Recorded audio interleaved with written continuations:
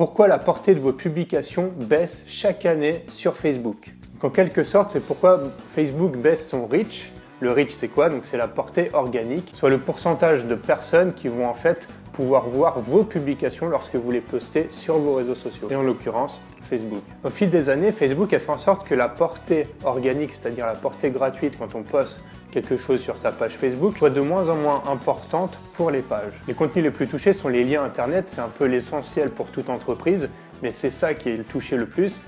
C'est donc de diminuer la portée de ces liens internet. Donc si on a une page Facebook qui a par exemple 100 000 abonnés, on va avoir seulement 5% des personnes qui vont pouvoir voir ce lien. Et après tous les efforts qui ont été faits par tous les community managers pour avoir le plus d'abonnés possible sur Facebook, on se retrouve avec seulement 5% de personnes qui sont capables de voir ce qu'on fait. C'est franchement dégueulasse. Du coup, tous les community managers et ceux qui travaillent sur les réseaux sociaux ont essayé de trouver le moyen d'augmenter en fait ce reach, augmenter cette portée pour que lorsqu'on publie quelque chose, ce soit vu par le plus de monde possible. Du coup, on a remarqué qu'avec les photos, on a un minimum de reach de 20% et le tout est de faire interagir les gens avec ces photos-là. Donc c'est pour ça qu'on a le plus de incitation au like, aux commentaires, au partage ces dernières années, parce que le but est de faire en sorte que les gens réagissent sur les contenus pour qu'ensuite ça puisse être publié à beaucoup plus de personnes. Facebook réagit comme si on était au marché, c'est-à-dire que le premier marchand qui est là et qui montre tout ce qu'il a proposé aux passants, eh bien si parmi ces 20% de passants, personne ne va aller regarder ce que je propose, eh bien c'est pas la peine de le montrer à tout le monde. Par contre, si parmi ces 20% de passants, tout le monde s'arrête pour aller essayer d'acheter mes tomates, eh bien je peux aller m'intéresser à beaucoup d'autres personnes et tout le monde va venir sur la page parce que tout le monde voit ce qui est intéressant, tout le monde le capte, c'est un peu l'effet de fil de queue. Une fois que quelqu'un est intéressé, les autres sont intéressés et ainsi de suite, ça fait un effet boule de neige. Du coup, la moindre technique pour essayer de faire interagir les personnes est utilisée abusivement. Dernièrement, il y a à peine quelques jours, on a le toucher ici. Une fois qu'on touche ou qu'on clique, ça ouvre une photo plus grande où là on voit une sorte de blague qui arrive par la suite. Par exemple, toucher la fourmi, hop, ça s'ouvre, vous l'avez tué. Le problème, c'est que ce sont des effets de mode. Et il faut toujours être au courant des nouvelles techniques pour pouvoir essayer donc d'augmenter son reach. Et donc l'intérêt de Facebook dans tout ça, de diminuer cette portée, c'est pour nous rendre dans une situation qui est au final totalement inconfortable et le fait de créer le désir de toucher le plus de personnes possible. Et le moyen le plus simple de le faire, c'est de payer Facebook. D'où la création donc de Facebook Ads, encore une fois.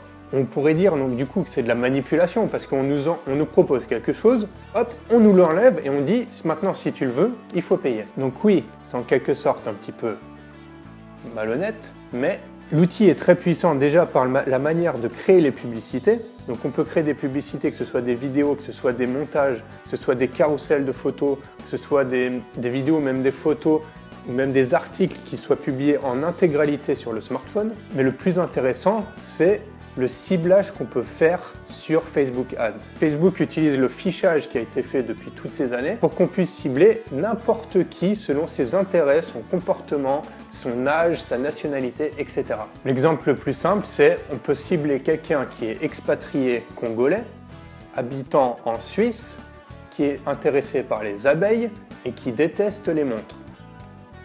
Si vous avez un produit, par exemple un livre, je suis expatrié congolais habitant en Suisse, intéressé par les abeilles, mais je déteste les montres, voici mon histoire, vous pouvez le vendre à cette personne-là parce que vous allez la trouver, si elle existe. Donc si vous commencez votre business et que vous cherchez à augmenter votre audience, à faire plus d'engagement, à attirer plus de clients, pensez à Facebook Ads. Oui, c'est payant, mais c'est un outil ultra puissant et qu'il faut l'adopter, même à dose minime. C'est aujourd'hui une étape essentielle dans la stratégie réseaux sociaux. Facebook est l'acteur majeur de toute la stratégie sur les réseaux sociaux. On a Facebook et on a les autres. Facebook, c'est le point central. Normalement, on doit se servir de Twitter, de LinkedIn, de Pinterest, de Instagram pour se retrouver sur Facebook et ensuite amener sur les sites internet faire des ventes. Il y a des business models qui marchent uniquement sur Instagram, uniquement sur Twitter, mais Facebook, c'est le principal. Si vous avez quelque chose à vendre, allez sur Facebook, créer une page Facebook, mais au final, c'est par ce réseau social qu'aujourd'hui, on peut toucher vraiment les gens, notre cible qui nous intéresse, qui nous apportera de l'argent, parce que c'est notre projet. Donc voilà, à bientôt pour une prochaine vidéo.